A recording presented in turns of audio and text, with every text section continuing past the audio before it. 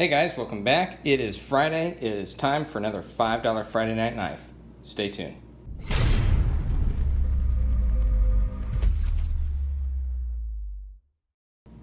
Hey guys, it is storming outside, so we are inside and got the American flag Shemaug down here, and we're going to be taking a look at another Bedkay knife. This came from their $5 sale they had a while back on a Friday, and this is called the Road Warrior Folding Trench Knife, and BK5222, handcrafted in China, and it looks like I am going to have to break some tape here. We're just going to use a fingernail because I didn't bring another knife out here. So, here we go. Move that aside, and there is the knife. So this one is definitely odd because it's a folder, it's a trench knife, and it's a cleaver. So, yeah.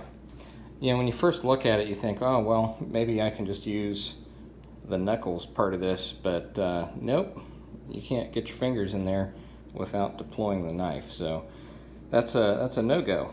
But you do have fairly deep carry pocket clip on here, although that is going to take up a bunch of space in your pocket. Yeah, you do have the blue anodized finish on the pocket clip and the pivot. Yeah, this is just painted silver. This is not a metallic, or it's not a metal color, raw metal. It's painted, and then you have the black paint as well. Looks like centering is okay, not the greatest, but it's okay. And we've got the flipper for deployment. So let's see how that goes. And it is spring assist, so it does rocket right out of there. And it is not mystery stainless, surprisingly enough. That is 3CR13, so a Chinese steel. It's a softer steel, but you know, at least it's labeled. Now the odd thing I just noticed here, and I don't know if this camera will pick it up, but there is, yeah, there you go. You can see there's one bevel here, and then another here, and there's a little step up. And I've not seen that before on a knife. That is super weird. I don't know what the purpose of that is. Well, you've got a steeper grind here and not back here. It's weird. The secondary bevel is the same the whole way through. You can see, you know, it's not, they just ground it the whole way, and it's not a super even grind either. I mean, it's okay, but yeah, feels a little sharp. We will check that out momentarily. Now, it also is a little strange that it basically has a small choil up here and up here, so I guess you can choke up on that if you want, but I'm a little nervous about the corner there getting into my finger. It's not real sharp on that. I mean, they did round that off, but yeah, I don't know. That's not my preferred way, but I guess you could choke up on that and do detail work if you want. Your four fingers are going to be cramped if you try and fit them all in there. So it's really more comfortable to hold it like this. You do have a little thumb ramp up here and some really big jimping.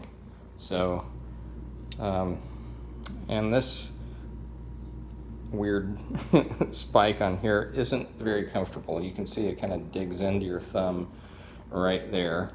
I guess all the hardware is that blue, so it's kind of nice.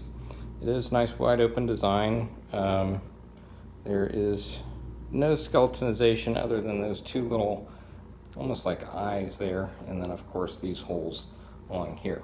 But do get some spikes, and that would be pretty painful to get hit with, but yeah, not a super practical knife, to be honest. This thing is very large, and then, you know, getting your finger in here to get the liner lock is not easy, and then you basically have to push right here to get it the rest of the way down, because yeah, once you do get a hold of that, which you can see how crammed your thumb has to get in there, and then, you know, you get to about right there, and you can't go any further. You got to push your finger back here to get it the rest of the way closed. So, you know, this is definitely a novelty knife, not very practical.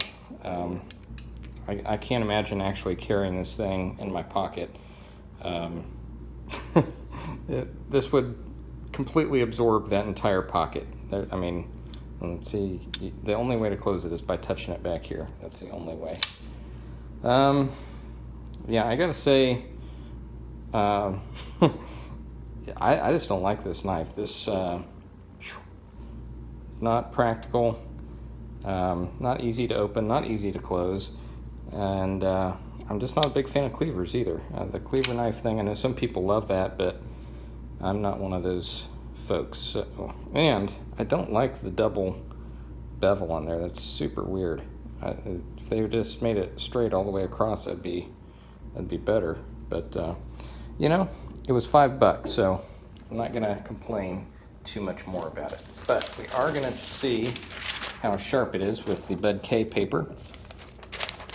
So let's take our first slice here.